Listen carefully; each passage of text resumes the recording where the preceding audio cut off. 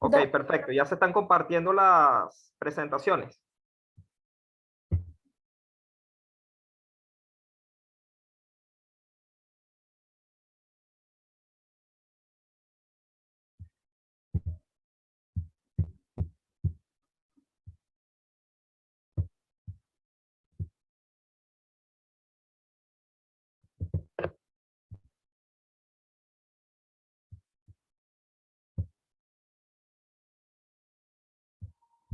Ok, si se logra ver, ¿me confirman, por favor?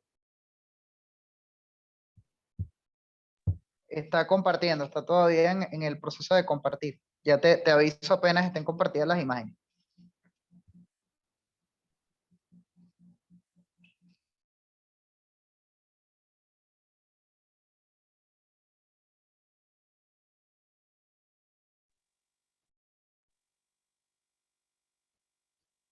Ok.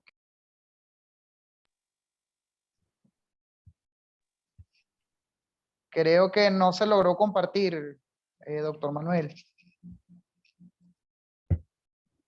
Ok.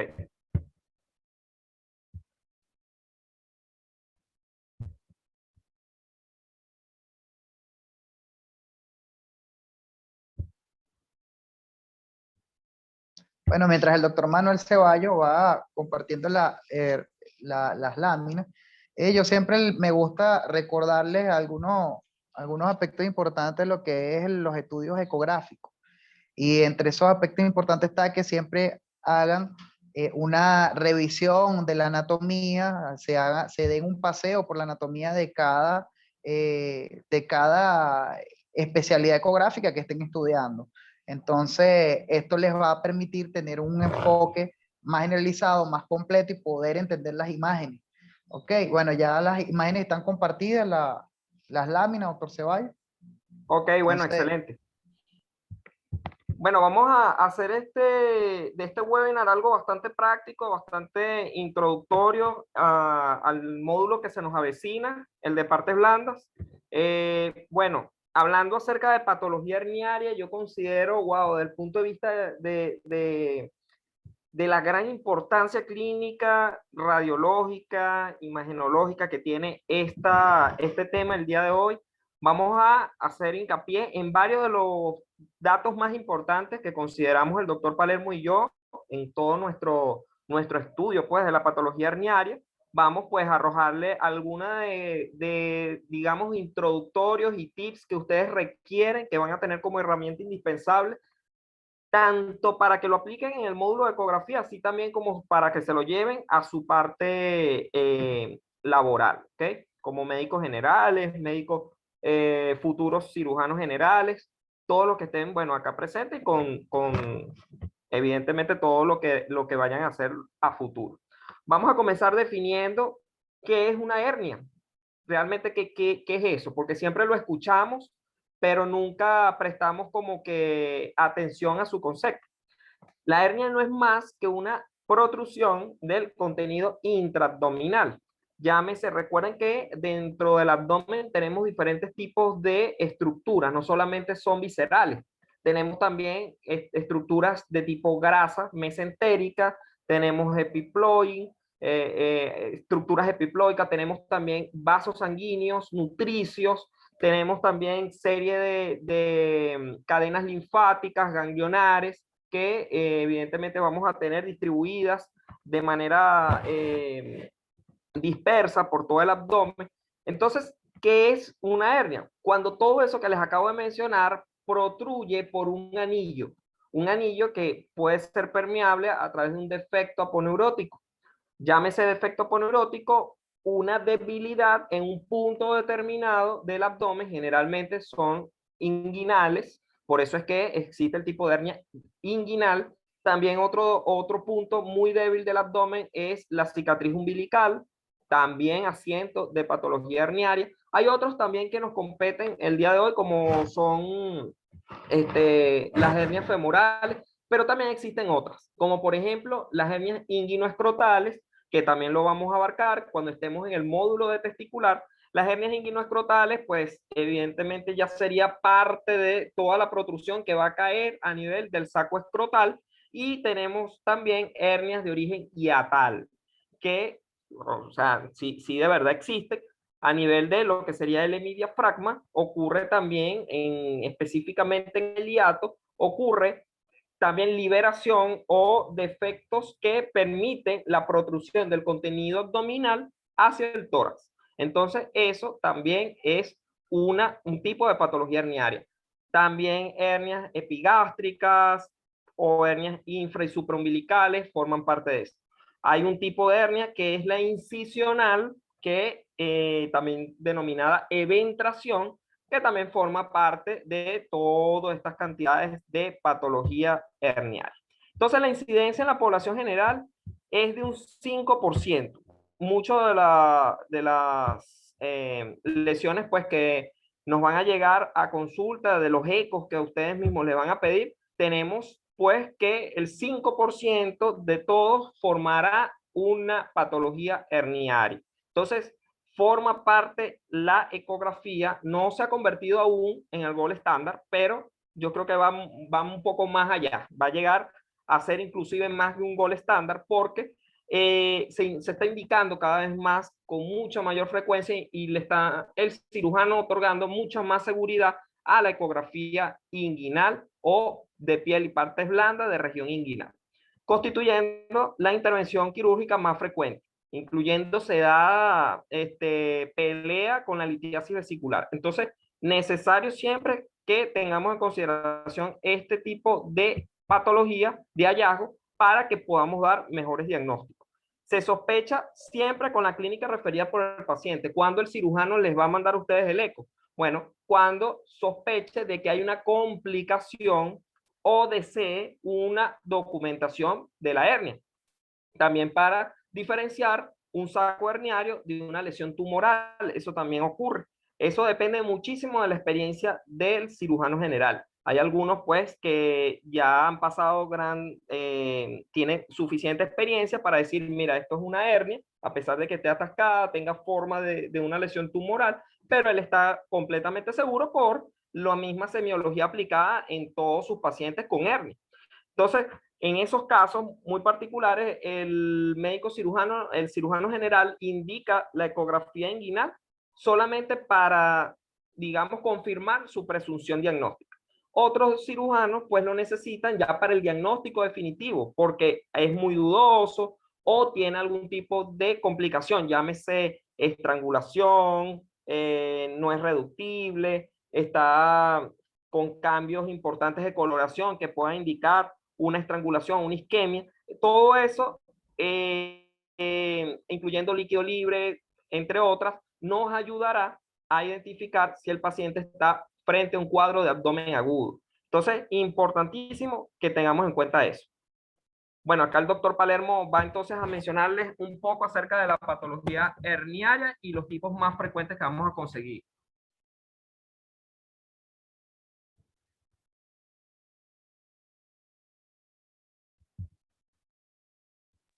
Ok, bueno, como ustedes ya habían escuchado la patología herniaria, ya el doctor les mencionó algunas de las hernias más comunes que se presentan. Nosotros tenemos que tener un conocimiento bastante importante en lo que es la anatomía a nivel de la región inguinal donde se presentan las hernias que son objeto de estudio el día de hoy. ¿Ok?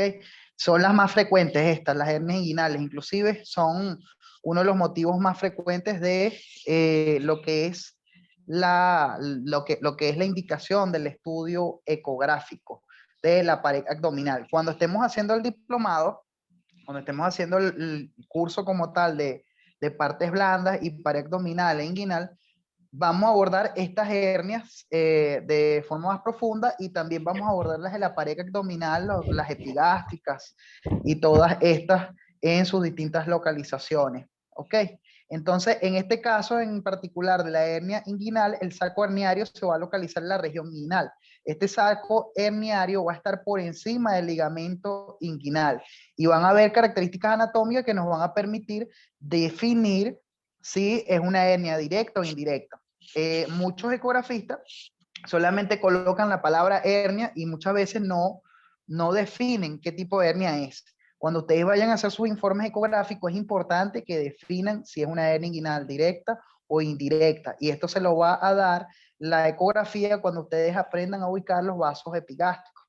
Cuando ustedes aprendan a ubicar estos vasitos, ustedes van a saber que lo que está, si la protrusión de lo que es el contenido intraabdominal, ya sea un contenido epiploico o sea un contenido ya con asas intestinales, ustedes van a tener la potestad de decir que es directa o indirecta en relación a estos vasos epigástricos, a estos pequeños vasitos. Entonces, ¿qué es importante que ustedes sepan? Que cuando está la lesión medial a estos vasos, vamos a estar en presencia de una hernia directa, y cuando está lateral a estos vasos, una hernia indirecta. Muy sencillo, pero además de describir estas características, cuando ustedes estén haciendo el estudio ecográfico, deben describir otras también de igual importancia, inclusive mayor relevancia, porque es la razón de ser por la cual el cirujano está indicando el estudio. Ustedes deben intentar de medir el defecto aponeurótico, el tamaño de ese defecto aponeurótico, deben tratar de ver si esa hernia tiene algún tipo de complicaciones, como se va a ver más adelante. ¿Ok? Existen, como ya les decía, dos tipos de hernias inguinales, la directa y la indirecta. Sabemos que la indirecta es la que va a atravesar el canal inguinal, lo que es el canal inguinal, inclusive en algunos casos se va a convertir en una hernia inguinoescrotal, y que la directa protruye a través de la pared abdominal como tal. ¿Ok? Entonces, la hernia inguinal indirecta es mucho más frecuente y su localización es lateral a los vasos epigástricos inferiores, como les comentaba, mientras que la directa es siempre medial. Ya tenemos entonces varias características que hay que establecer en el estudio ecográfico. Uno, el tipo de hernia. Dos, si es, ya sabemos, es inguinal ahora, ¿es directa o es indirecta? Tres, las características del defecto aponeurótico, muy importante, porque eso ayuda al cirujano a saber, a estimar más o menos el grosor, el tamaño de la mallita con la cual deben corregir el defecto.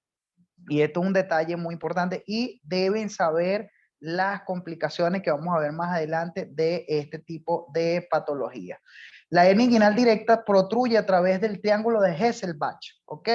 Entonces, por eso vuelvo a hacer el llamado, siempre hay que estudiar la anatomía. El ecografista, el radiólogo especializado, y en cualquier estudio de imagen que vaya en el cual te vayas a especializar, debe siempre acompañar ese estudio imagenológico con el estudio anatómico previo. Es fundamental, imprescindible. ¿Ok?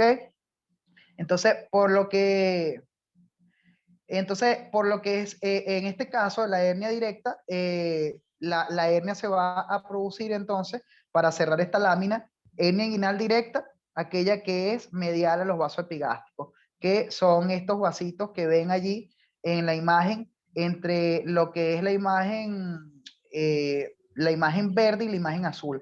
Y la imagen azul en la figura representa la hernia inguinal indirecta, que es lateral.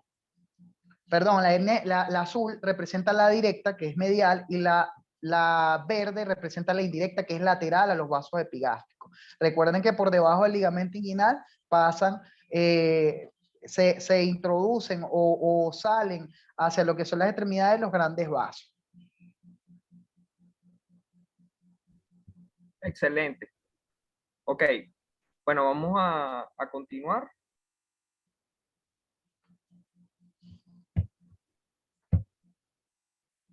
Perfecto. Bueno, entonces, aparte de estos sitios muy comunes de aparición de hernia, como el doctor Palermo mencionó, todo lo que veamos hacia afuera de los vasos epigástricos inferiores es una hernia inguinal tipo lateral.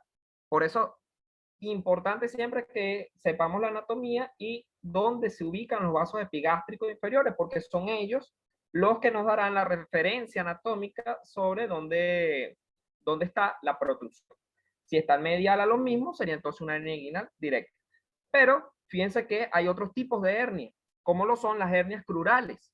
Estas son menos frecuentes, pero se asocian mucho en mujeres y casi siempre están relacionados con complicaciones.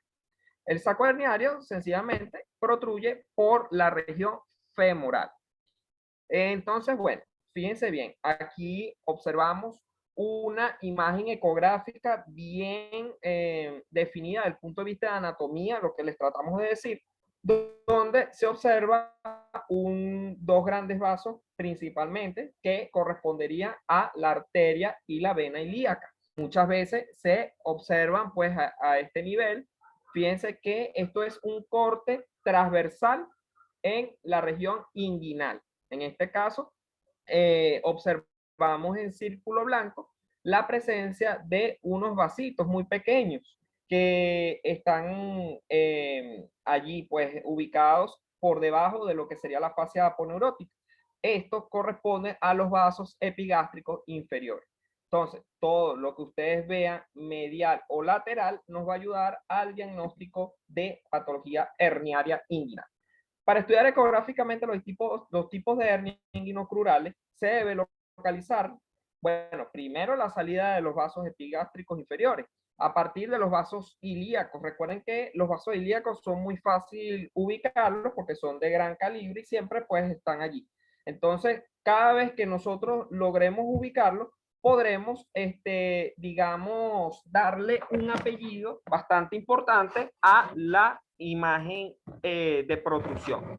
Entonces, fíjense que siempre el ligamento inguinal lo vamos a apreciar como una estructura fibrilar hiperecogénica. Ya ustedes van a ver cómo se aprecia eso en la ecografía. El contenido herniario, recuerden, fíjense que aquí está representado la ubicación de cada uno de la superficie de los transductores. Fíjense que en el número 2 se aprecia más que todo una observación de hacia dónde estaría lo que sería la estructura fibrilar hiperecogénica o el ligamento inguinal, y tenemos otra que representado en 4 que estaría medial a los vasos femorales. Entonces, ¿qué ocurre con esto? Esto es lo que nos va a ayudar a nosotros a decir a qué nivel está el saco herniario. Fíjense bien aquí cómo se aprecia. Acá abajo la línea fibrilar hiperecogénica correspondiente a lo que sería el ligamento inguinal. Y fíjense que aquí está la arteria y la vena ilíaca externa. Estos vasos ilíacos externos en este plano axial nos va a ayudar a ubicar inmediatamente lateral a los mismos la presencia de los vasos epigástricos. Importante, recuerden que esto es un diplomado de radiología clínica. Entonces, en este caso, debemos saber qué es lo que nos va a exigir el cirujano general para poder abordar de mejor forma y sin tanto hablar de características que no son tan indispensables para el cirujano, pero aquí vamos a tomar en cuenta cuáles son realmente las características que a ustedes se les necesita mencionar en el informe para que pueda haber un abordaje quirúrgico con mayor precisión, vamos a verlo así. Es importante tipificar el tipo de hernia. Recuerden siempre, como dijo el doctor Palermo, el tipo de hernia no es solamente decir, bueno, hay una protrusión. Ok, primero debemos decir qué tipo de protrusión es. O sea, es una protrusión inguinal, es una protrusión umbilical, es una protrusión femoral. Es decir, debemos darle el apellido a ese tipo de protrusión. Lo segundo que debemos decir es qué está conformando la protrusión. Recuerden, no es lo mismo decir, bueno, protruyó solamente contenido epiploico, a que yo vaya a decir, mira, protruyó contenido epiploico, protruyó ácido intestinal y protruyeron vasos sanguíneos que pueden tener el riesgo alto y potente de estrangular o de ocasionar una isquemia o un cuadro de abdomen agudo quirúrgico. Entonces, en esos casos, es importante que digamos entonces esos dos aspectos. El otro aspecto importante es qué tipo de complicaciones o qué hallazgos asociados tiene la patología herniaria que estamos explorando. Y la cuarta y no menos importante es decir cuánto mide el defecto aponeurótico. Para el cirujano es importantísimo que nosotros identifiquemos la medición del defecto porque de ahí va a depender la longitud de la malla que va a requerir o el tipo de malla que vaya a utilizar. Entonces, siempre es necesario que le digamos esos 4 aspectos importantes al cirujano que nos está indicando esto. ¿Por qué? Bueno, fíjense, esto indica una correcta planificación quirúrgica, ya que en las hernias inguinales se tiende a realizar una incisión oblicua, mientras que en las femorales la incisión es vertical. En las hernias inguinales directas el tratamiento suele ser conservador. Entonces, fíjense, por eso estos son algunos de los hallazgos que podemos apreciar y todo esto fácilmente lo podemos decir a través de una ecografía inguinal. Entonces, bueno, aquí vamos a comenzar la práctica. Fíjense que observamos acá representada esta estructura bastante, un patrón fibrilar bastante importante. Esto ya correspondería a uno de los rectos. Acá más lateral observamos lo que sería la arteria y las venas ilíacas. Y fíjense que acá observamos estas tres estructuras anecogénicas, bien redondeadas y circunscritas, y perecogénicas hacia la pared, forma parte de los vasos epigástricos inferiores. Entonces, identificar siempre, recuerden la arteria, siempre la van a ver como una estructura con una capa ecogénica, o sea, las estructuras, la pared de las arterias suele ser de mayor grosor que las de la vena, obviamente por todo el manejo pulsátil y sistólico pues que maneja a lo largo de todo el árbol arterial. En cambio, las venas pues ajustan un poco más la permeabilidad, se tiene una mayor distensibilidad y eso pues nos ayuda a diferenciar una de otra en la ecografía.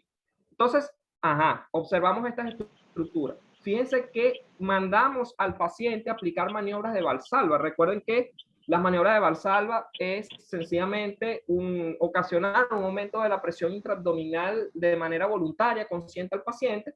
Le decimos que puje o que si el paciente, pues muchos no van a saber qué es pujar o el significado de eso. Entonces se le dice, señor, haga como si fuese ir al baño. Inmediatamente cuando el paciente haga ese movimiento, va a ver este cambio o esta respuesta tras la maniobra de Valsalva, que no es más que una protrusión de contenido intraabdominal.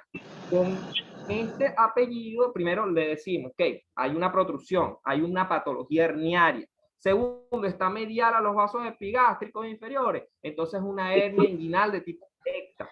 ¿Qué contenido trae esa protrusión? Bueno, fíjense que aquí tiene una imagen hipoecogénica con respecto al resto del tejido que corresponde a epiplop. Y aparte de eso, hay presencia de imágenes ecogénicas que determinan una sombra sucia, acústica posterior, que puede ser contenido aireado. Entonces, aquí estaríamos frente a una producción de contenido tanto intestinal, o sea, de asas intestinales, como de epiplop. Entonces, siempre importante que digamos también, posterior a esto, cuánto mide el defecto. ¿Cómo vamos a medir el defecto? Eso es muy sencillo. Vamos entonces a colocar acá, ok. Fíjense, lo vamos a medir del sitio donde ustedes observan que está el cambio. ¿Lo vas a comentar?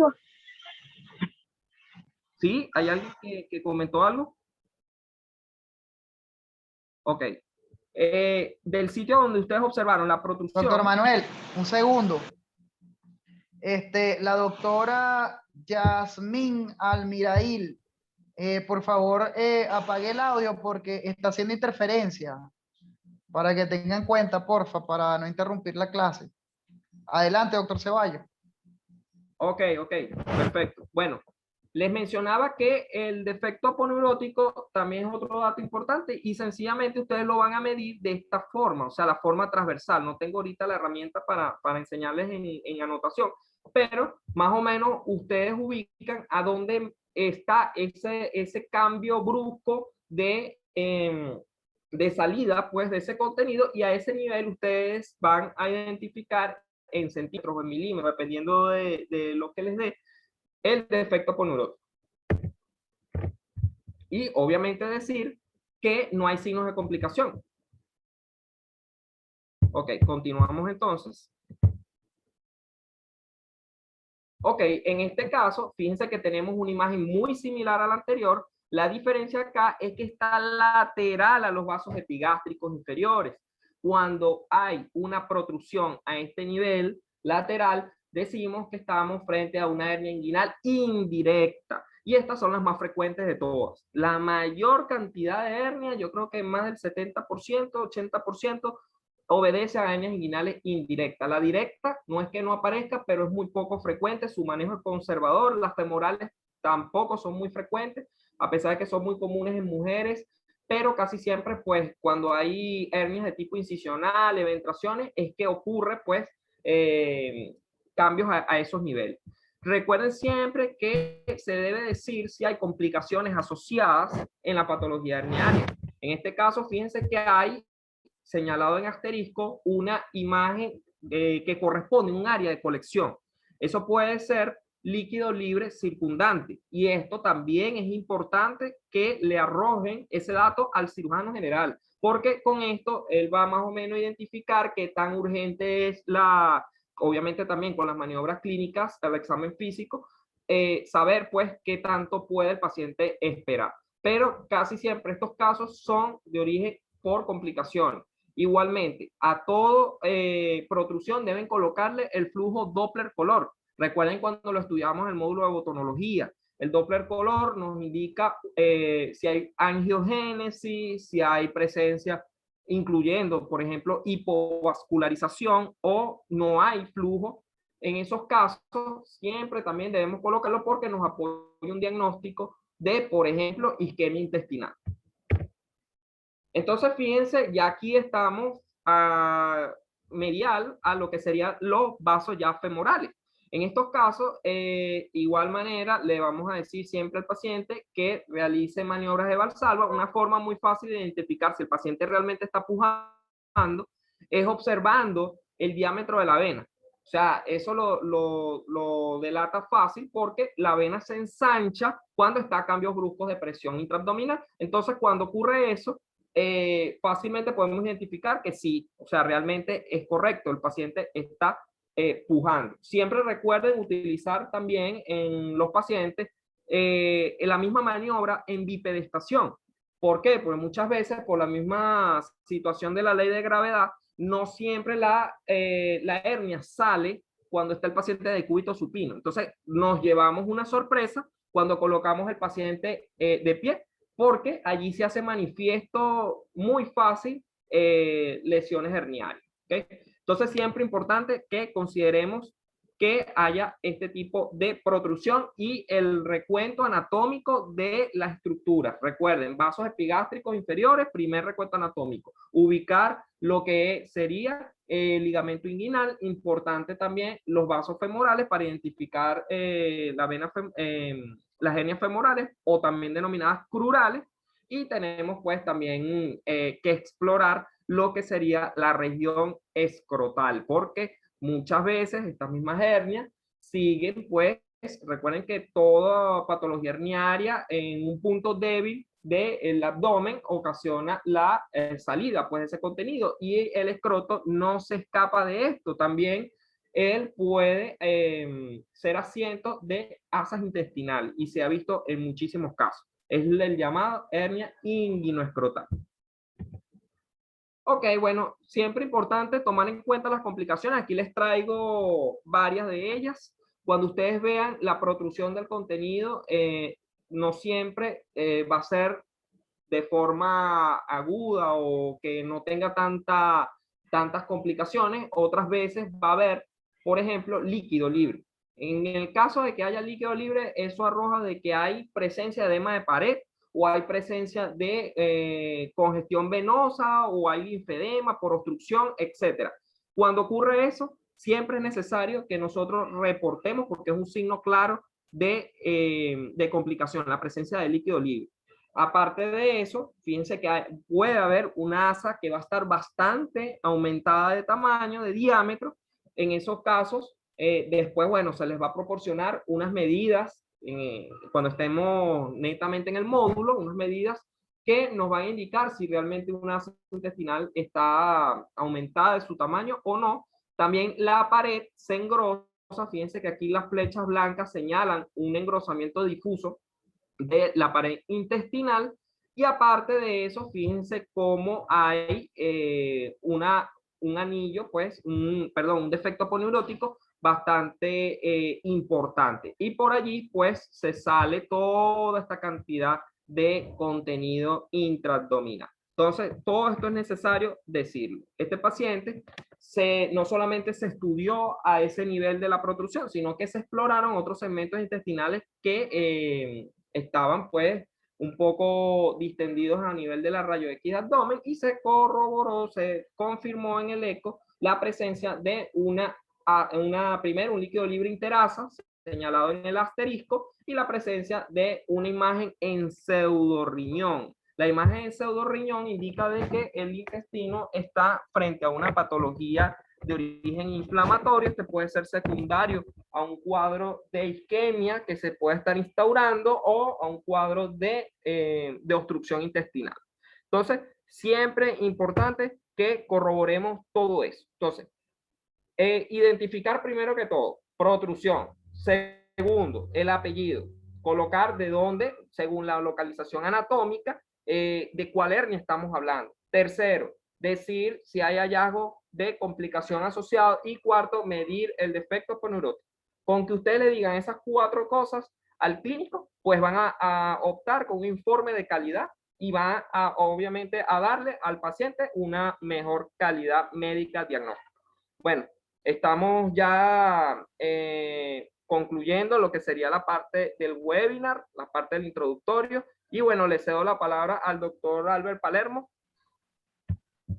Claro, gracias, doctor Manuel. Bueno, como bien decía el doctor Manuel, estas son características que deben ser descritas en los informes ecográficos.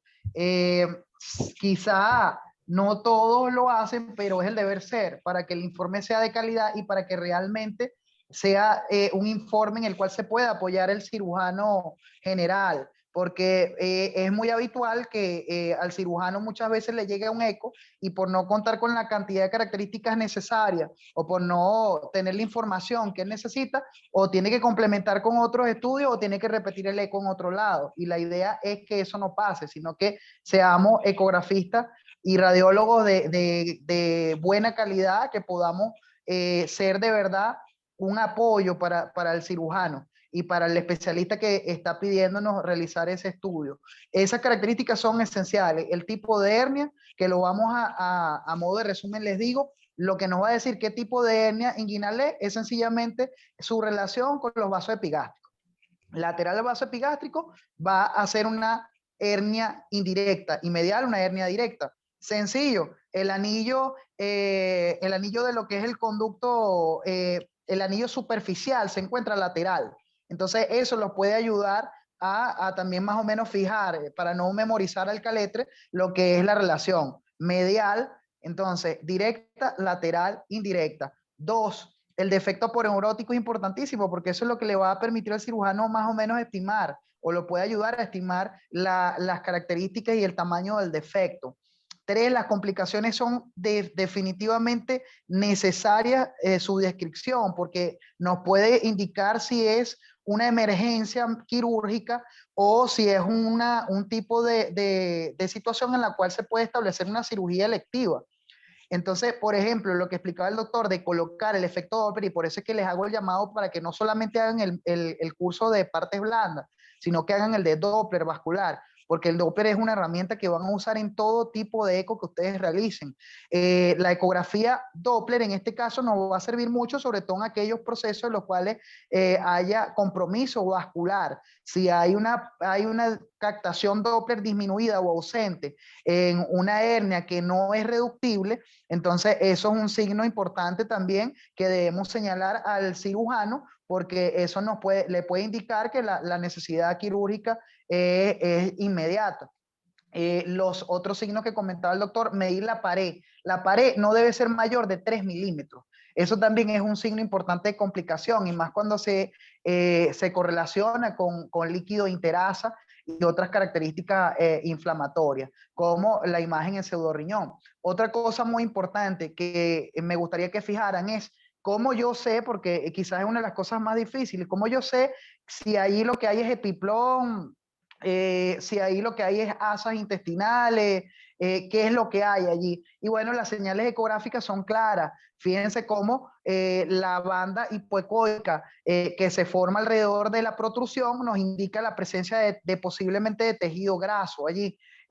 Fíjense cómo también se puede evidenciar la presencia de asas intestinales por varios factores. Uno, la presencia de líneas o zonas hiperecogénicas, que esas zonas hiperecogénicas, recuerden que son alusivas a la presencia de gas. Recuerden que dentro de las asas intestinales hay aire, hay gas, hay niveles. Entonces, ese gas se ve hiperecogénico y genera sombras acústicas posteriores. Y eso nos puede indicar que está en esa protrusión hay tejido intestinal, hay asa intestinal. Es una importante característica que ustedes deben aprender a visualizar.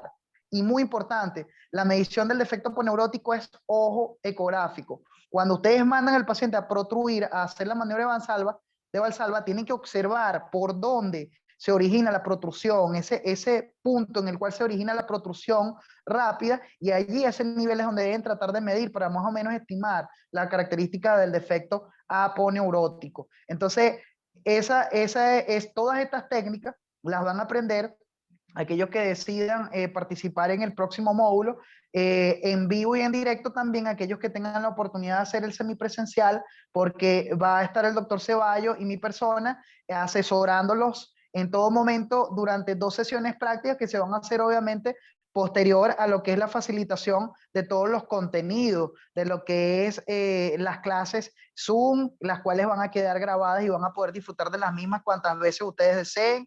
Les vamos a facilitar PDF, guías y libros digitalizados para que ustedes puedan profundizar en el conocimiento, links con videos de interés previamente revisados por el equipo que está a cargo del diplomado, de la parte académica, para que ustedes fortalezcan el aprendizaje. Y no bastando con eso, el día de la práctica vamos a estar allí con ustedes con transductor en mano para que ustedes puedan aplicar todas esas técnicas y tengan la capacidad de realizar este estudio de la forma, de la mejor forma posible, con la mayor calidad posible, como verdaderos especialistas en ecografía, y Dios mediante, si algún día deciden hacer radiología, radiólogo. Bueno, muchas gracias. Esto fue todo por hoy. Gracias por haber acudido a esta cita académica.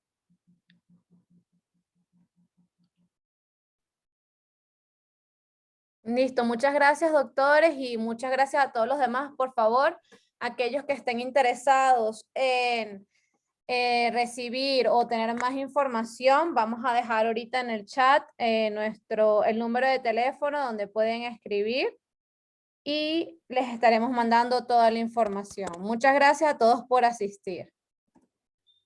Muchas gracias. Feliz noche. Muchas gracias. Feliz noche.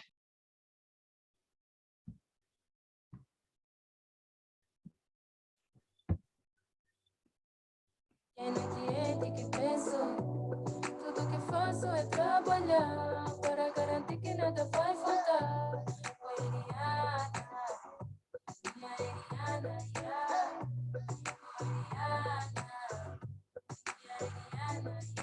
Haunting my night, every night. You haunting my night. I work if I have to, work if I have to.